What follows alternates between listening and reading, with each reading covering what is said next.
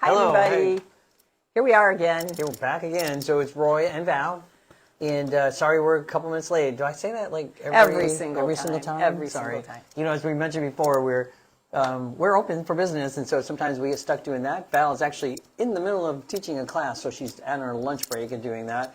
And that's why we're in this room. Yeah, we're in this room, not in the other normal room, because Val's got a class in there. It's very cluttered. And so we had to, grab all the stuff we want to talk about, so that always seems to take us longer than we think. But anyways, thank you for joining us today. Right. And today we're going to talk about something that Val and I both actually are really happy to talk about.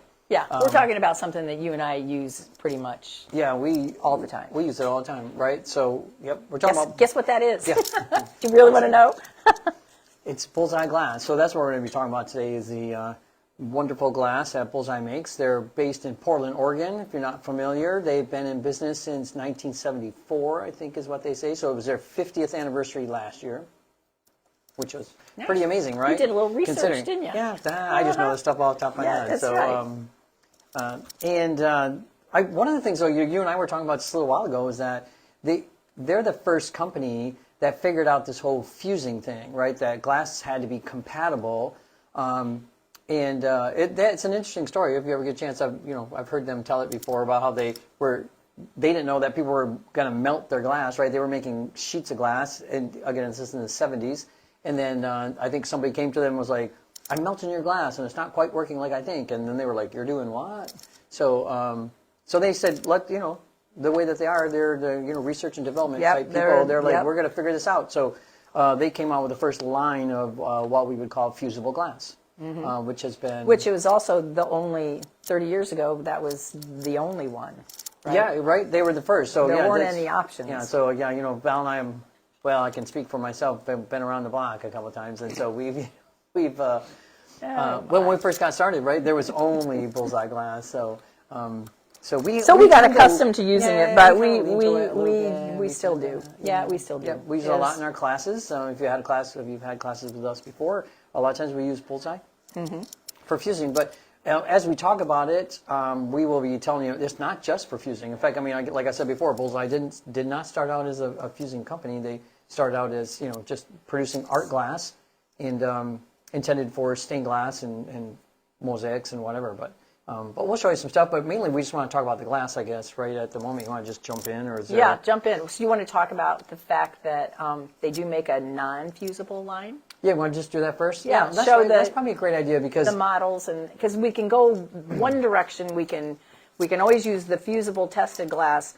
for stained glass and mosaics. We can use it across the board, but you can't really use the non-tested or their. Yeah, they have a line of glass that they refer to as their modeled glass is the term, right? So it's MOTTLED if you're not sure how that's spelled. And it's got this great modeling in it. I grabbed this piece because I thought it was really had a really nice modeled effect to it. Can I hold one up to the light? Yeah, go ahead. Yeah, sometimes they're they have they vary as far as transparency goes. Sometimes the modeled part's really transparent. Sometimes it's not. It's just something to do with the modeling part of the process, which my understanding has something to do with temperature. And so they are not fusible. And I know sometimes people are like, "Well, Bullseye makes it anyways." They're not, and I fired them just for the fun of it, just to see if they would do it. The main thing is you lose all the modeling because of the temperature. So you kind of lose that. Yeah. What makes them so unique, right? We do have down here by my feet. I have this big panel. We didn't really have much room to put it here, but let me pull it up for a second because this is to me, I think, is a great example of using modeled glass and again, this is stained glass, right? So nothing fused in here at all. Mm-hmm. But you can see how the modeling looks. It's supposed to kind of look like, sun-dappled leaves or... Remember back in the day, too, when we were doing a lot of the stepping stones, how we would... Some of these were just perfect for, like, the frogs and the... so for some of the cool pattern that's on there. It can be really cool. The fun thing about this one, I don't know how well you can see it, but it does have this, it's almost a metallic, looks almost iridized in a way. You can see it on this end and down on this end a little bit, down where the modeling is at. Just something that happens during the process, right? And so it's not technically an iridized coating, it's just this kind of metal sheen that kind of gets on there, which is pretty cool. This is a piece that I'm working on. It's one I actually use for demonstrations when I'm teaching mosaic classes a lot of times. But you can see I've used this modeled glass here in the green for mosaics, and then I'm using it here for the water. I've grouted parts of this as I go because, like I said, I use it for class demonstrations. And then this is all Bullseye glass. This actually, what's kind of you might find interesting is this orange and white comes from the same sheet, and I can just pull orange, from one spot and pull the lighter color from another spot of the same sheet. So you don't have to necessarily buy two pieces of glass, right? A little you more can versatile kind of get everything you need out of it. Can we easily show the Streaky while we're talking about it? Because I Yes. suspect that's what you were using. I was using Streaky, so let's just show that next. Like I'm gonna try to move all this stuff out of my way without breaking things. I was out there, so we, I don't know, we don't carry Bullseye's complete line, but it's pretty darn close, as far as sheet glass goes. And Val was in class, so I'm like out there grabbing glass, and the whole time I'm just like, oh, this one's really cool. Oh, this one's really cool. Yeah. And I just kept grabbing glass, and I could have grabbed the whole warehouse, but I know. You did a pretty good job. I grabbed a couple. It's a nice Irid. Yeah, I grabbed a couple of Streakies here just for the fun of it. And again, we carry a bunch, and I didn't really. And I tried to grab them for a couple of unique reasons. One was, Bullseye. The color. Yeah, right. One of the few glass companies that has these really intense pinks. This cranberry is. I don't know how well it shows there on the screen, but I tell you in this Really room, it's good, right? really, really impressive. So. But really nice and streaky, right? So again, similar to what I was talking about, you could pick out these lighter areas if you're trying to do something that has some shading in it, if you're using flower petals. So the cranberry pink's not in this particular piece, but you can see some of the other streakies that are in there. So you can see all this fun kind of activity that goes on. From one piece. Yeah, just from one piece, right? So, yeah, I'm sure this and this were from the same piece, right? So you can get these deeper areas or more lighter areas, just depending on where you select it in the sheet. Here's another one, another streaky. This one, yellow and green. I know this doesn't show up very well, but the green is aventurine. That there you might be able to see it here a little bit. A little sparkly. Can you see kind of sparkle in it? And then for those of you that are familiar with aventurine, I think it gets more sparkly when you fire it, right? Don't you notice that the sparkle shows up? I didn't grab a sheet of it, but again, couldn't grab everything. No, that's okay. Right? So. Oh, but one of the other things too we wanted to show you since we're talking about it again, if you're not familiar with Bullseye glass, it is what we refer to as a hand-rolled glass, so not machine rolled. And because of that, you can see along these edges, you can see the natural kind of rolled edge of the glass. It's I kind of relate it to like if you're rolling out pie crust, right, and then you get this kind of a rolled edge on it. So all of them will have it. Yep, you can see that they all have this kind of rolled edge, and that just lets you know it's a handmade sheet. And so there's a couple of things about that. One is, for example, like if we're looking at these streakies, the next sheet might have a different sort of streaky pattern to it. It'll still be streaky, but maybe not looking exactly like this, which, Val and I are spoiled because, we work here at Delphi, so it's easy for us to just look at it and pick out the ones that we want, right? And then they roll the glass, and so they refer to their glass as a double rolled or single rolled is how they refer to it. And so the difference between these two is exactly that, right? This is what they would call a double rolled glass, and it is literally put between two rollers, right? So the glass slides through two rollers, and that's what rolls it flat. And because of that, you get this real nice kind of flat surface on this side, and on the back side even, you get this really, for the most part, it's pretty flat looking. The single rolled, it tends to have a little more texture to it. Bigger texture. Yeah, and bigger, right? Yeah, sometimes it's a little more kind of wavy almost. Yeah, can you see it like this? And then I'm going to flip it over, and a lot of times you can really tell from the back. The back is almost this. They sometimes refer to it as like a cat's paw pattern. Right. Can you see the difference? Okay. Yeah, this looks different. You're supposed to look like the soft pads of a cat's paw, right? It's kind of how they refer to that sort of look to it. But and it's really not, the thing sometimes for people when it comes to cutting it is they think that it's more difficult to cut or it's harder to cut. I think it's not as forgiving of a bad score is how I kind of word it, right? So you just need to do a nice, even, light score. You will kind of run over these little hills and valleys. Sometimes you run into these little wrinkles, and you just have to keep rolling with the cutter, right? The tendency is always to stop. Or sometimes when we feel like, it's a little kind of not super smooth. We have a tendency to push harder, which again, not always the best for these types of hand rolled glasses. No, Would you good. agree? I agree. Right? I agree. I think it's like anything too. You just get used to it. So if you're used to Yeah. only cutting really, really flat, already squared up pieces of glass, this might Throw you off a bit. But like yeah. you said, you just try to. I just think of it as trying to ignore it and just, like you Yeah. said, keep your pressure the same, keep rolling through it, and usually we're good. That's a great way of putting it. We, I know you said something that made me think of something. Oh, the rolled edge again. So sometimes people incorporate the rolled edge in their pieces, right? I was trying to look for one around here that we had where somebody actually fused with. I know you use it a lot of times. We use it a lot in the pieces. photo Yeah. pictures too. So. It's kind of fun, like especially if you can look at this one, right? Sometimes it's kind of got this nice kind of organic, really looking edge to it. But, often we get tired of always these straight edges all the time, which are pretty easy to do. But sometimes that's kind of fun. So Yeah. well, we might as well talk about this then, right? Since I brought it out. So Okay. I got a couple of iridized. I thought I'm trying to hurry because you have lunch. You got to get. Oh, it's okay. We're You got to good. get back to your class. So these are the rainbow. Yeah, so irids. these are the iridized one, and again, if you're not familiar with Bullseye glass, they do these what they call a rainbow iridized, right? So you can see how it kind of shifts across the glass. Yeah, Trying that's to it. catch it in the light. Yeah, There it is. that one's on orange, which Yeah. is really nice, right? It's really So, pretty when it's fired too. Yeah, It's really super pretty. nice. This one, I grabbed this one. Go ahead. Oh, I was just gonna say I grabbed this one because it's on black because it's a lot more dramatic, right?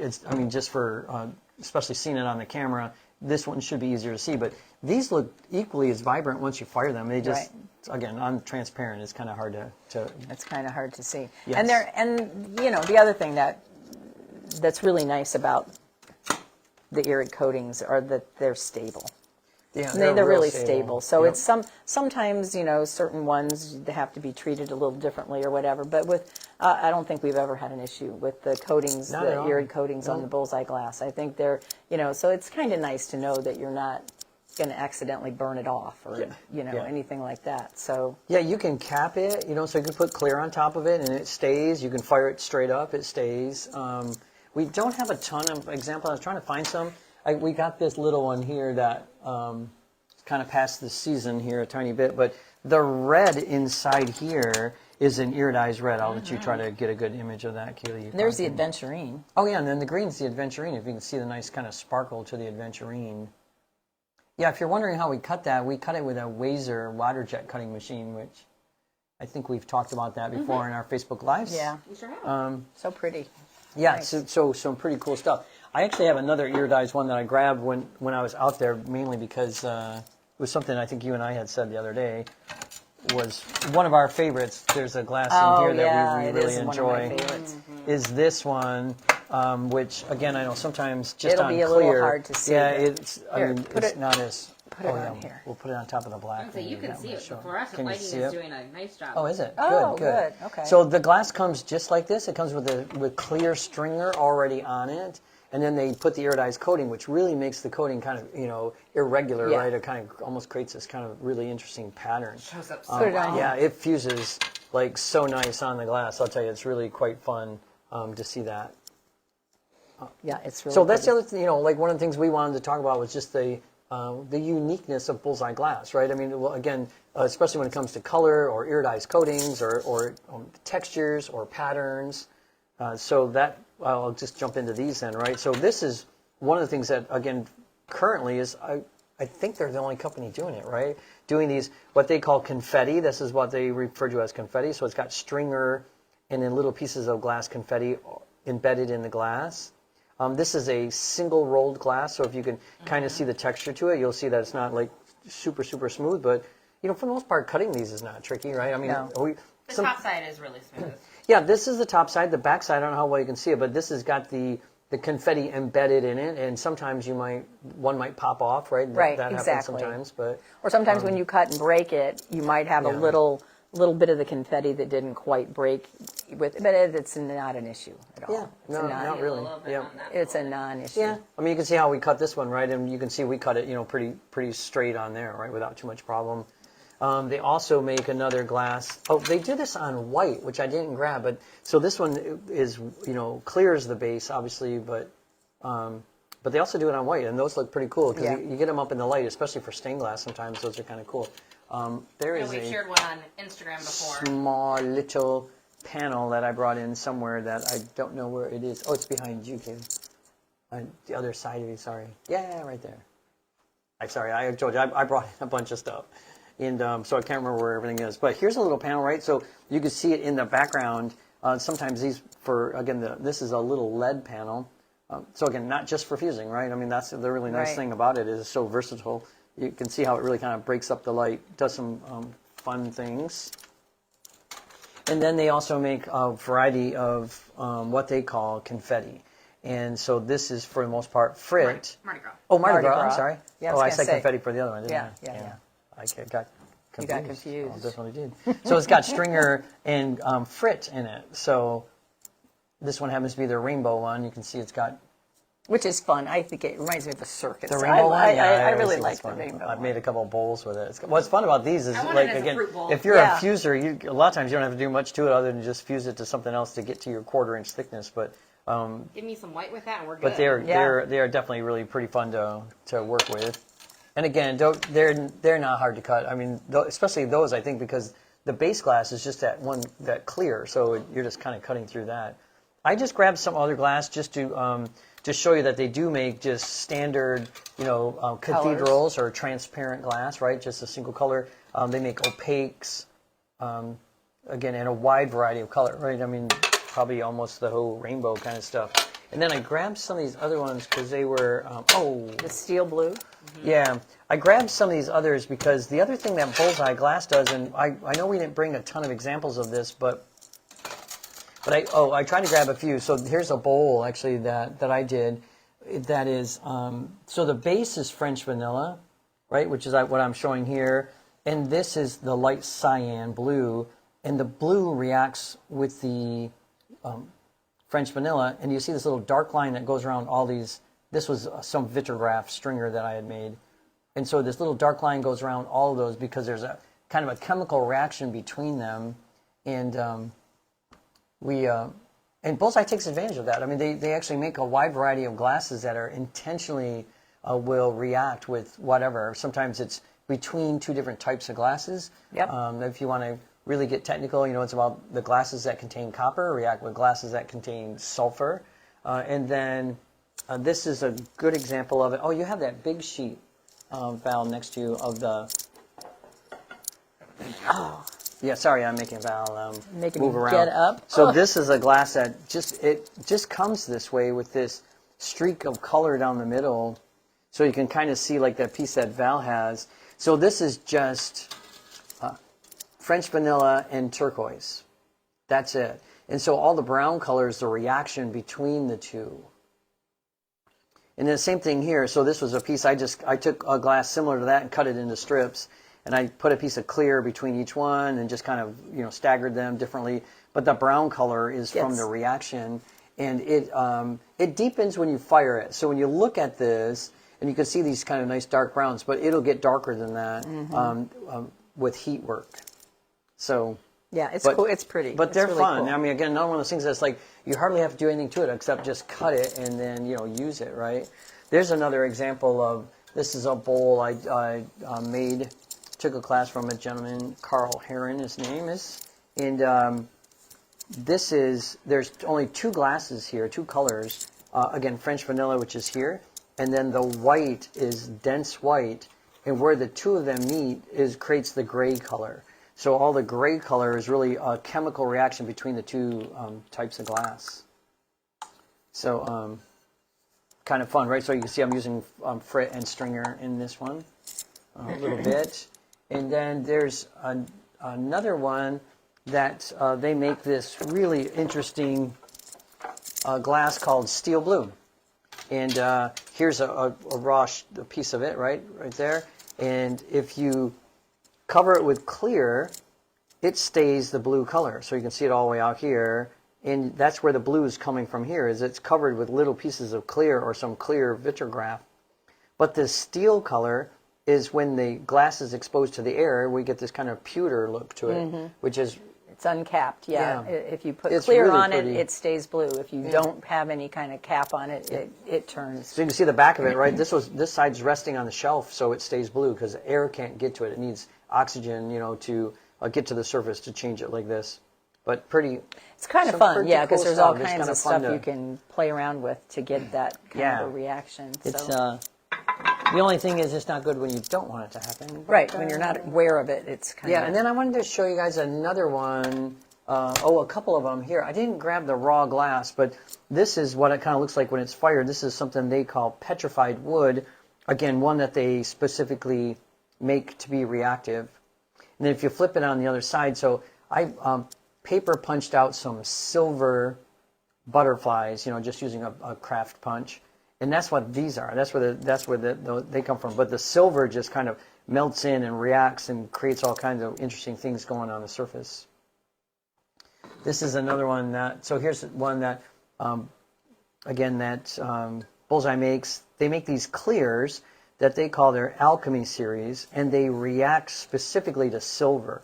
So if you look at the back of the piece, the base here is just regular silver. Regular clear. Bullseye's regular clear, which has kind of almost a yellowy sort of a cast to it. Sometimes it makes the silver turn kind of yellow, right, like silver stain.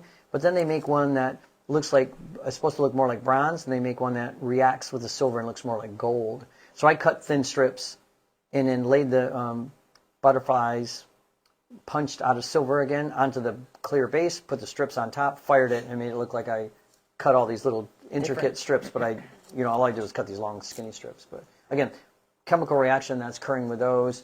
They're designed specifically for it. I mean, I could have brought in a lot of other glasses that do similar reactions, but there's just a ton. So I didn't really. So we do have the strikers, though. Yeah, but we should talk about strikers. Yeah, I should have probably done that before we got to into the reactive ones.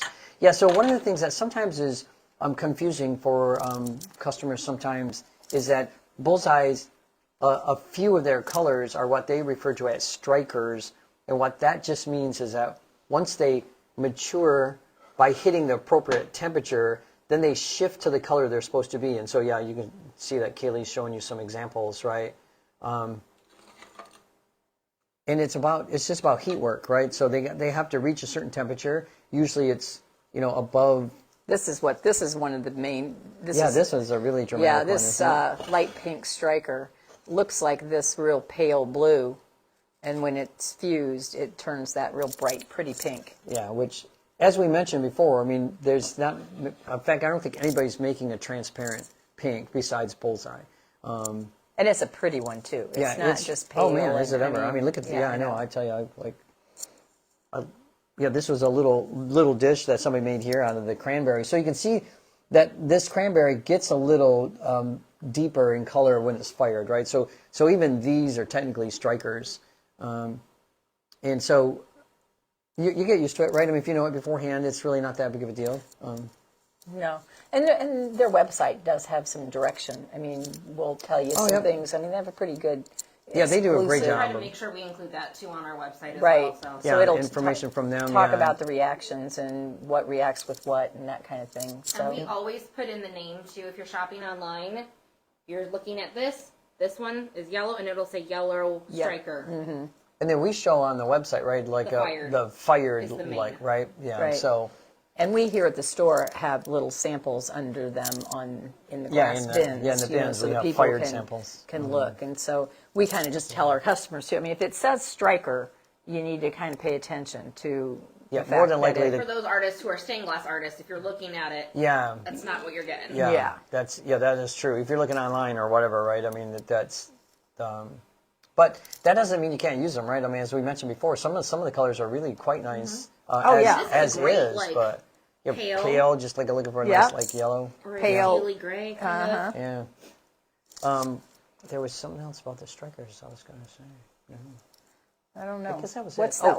Okay. What were you going to say? What's that orange flower in here for? Oh yeah. So here's the other thing too that we want to talk about Bullseye that Val and I both really appreciate is that they do Frit in almost every sheet color I think that they make, right? And so. And I brought in some samples, and not only that, but they go from powder So they go from powder to fine to medium to coarse. So you can get like all these variety of different sizes. I mean, this dish here was made with the powders, just the powders. You can see what happens sometimes when you get the powder a little thick and a little wet. It will kind of get this crackly kind of technique, which is kind of fun. And as I showed you earlier, you know, this bowl that I made, that was the Frit, you know, that created all that kind of design and pattern. And then we had something here that's something that we did where the foliage in this kind of cherry blossom tree, and then this all the stuff in the foreground here, that's all Frit, right? So it's a great way of adding color and design to something without always adding thickness, right? So if you're always concerned about staying at 1/4 of an inch, but you want to add some more color, Frit is a great way to go. And I mean, it's real consistent. That's the other thing we were talking about, right? I mean, if you buy this color today and buy it a month from now, it's more than likely going to be really, really similar to color. So, and like I said before, I mean, the nice thing is you got a nice wide variety. We carry, I think, like, we don't carry the color in all those different sizes we just showed you, but we do carry some in 1 pound, some in 5 pounds, but a majority of them are in the smaller 5-ounce jars, so you don't have to commit to buying, In all 4 grids. Yeah, in all four. Yeah. In all 4 of them sizes. So that's real nice. I also grabbed these real quick just because the other thing that Bullseye does, which is kind of fun, is stringer, and I didn't grab a project, but oh gosh, we do, from our good friend Nadine Booth, right? This is one of an instructor, Nadine's from Arizona, that we bring in once a year to teach some classes, and you can see she's using stringer back here. I know this piece really is better with a little bit of light coming through it, but we don't have that option in this room too much. So. Oh, there you go. There you go. Kaylee's innovative. But this is like what the stringer kind of looks like, right? So if you're not familiar with it, right, these thin. Looks this like one's the pickup sticks. Yeah, look a lot like pickup sticks. So 1 millimeter, or the thicker ones, they also come 2 millimeter. We carry a variety of single colors in the 1 millimeter. Again, I didn't bring in everything that we have, obviously, because we carry a lot of stuff. No, but that is the nice. Once again, that is a nice thing about the Bullseye line. We have Frits in all Yes. sizes. They have the stringer. We have, the standard thickness in all colors. We also sell thins. Way to set me up. Man. There you go. So I grabbed these because these are thin. So this is another thing that Bullseye does that again, industry wide is pretty unique because they do almost, again, they're full. Can we grab one of these side by side with it? Oh yeah, they're almost their full color. So it's not like, standard we're going to say is 3 millimeter. They're not 1.5 mils. They're more like 2 mils. But 1.8 is, I think, is what that they it? say. Okay. Yeah, 1.8 millimeter is what they Can call you it. see the thin. difference that way? Yeah, a little bit. Okay. So thinner, right? So Val and I were talking about this, and so sometimes again, if you're following the 6 millimeter rule or the 1/4 inch rule when you're fusing, That's probably easier to see.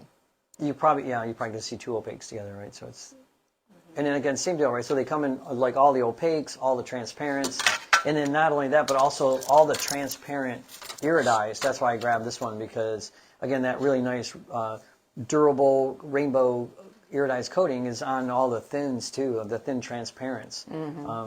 So which is really pretty nice. And as I was saying, but if you're doing jewelry work, right, and you don't want to have really heavy earrings or heavy pendants, working with the thins are a great way of doing that. Or again, layer them too and create all their own custom And colors. keep you depth, could definitely make your and the own depth custom colors. I've and- done yep. that many times, actually. When you're And then trying we to talked find about something. the fact that sometimes when something devits, Yeah. sometimes if you don't want that added, you want to just put a clear over it to try to fix it. If you use a thin, you're just keeping your weight down and your And the thickness down and the too, thickness right? of your piece. Yeah, So that was a great idea. I know you mentioned that yesterday. I was like, yeah, what a great works, way of doing yeah. that, right? So, Hey, we've got a question from Ruby. She's Nice, saying, is Ruby. striker glass more expensive? well, I don't know if necessarily the word striker makes it more expensive. I think it's just a coincidence that for Bullseye, a lot of the warm colors, so yellows, oranges, reds, but also pinks are strikers, but they just happen to be more expensive. Those colors are more expensive. If you're not familiar, all the coloring in the glass comes from metal oxides, and you can imagine, right? Some metals are just more rare, and so they cost more, and that's where the cost really comes in at. So, not always necessarily true. Like that lemon lime green I don't think that's any more expensive than the other greens, but but yellow is more expensive than green, right? So, and if you're curious, I mean the pink and some purples are probably the most expensive glass because they actually use real gold oxide to color the glass. So you can imagine it fluctuates with the market of gold.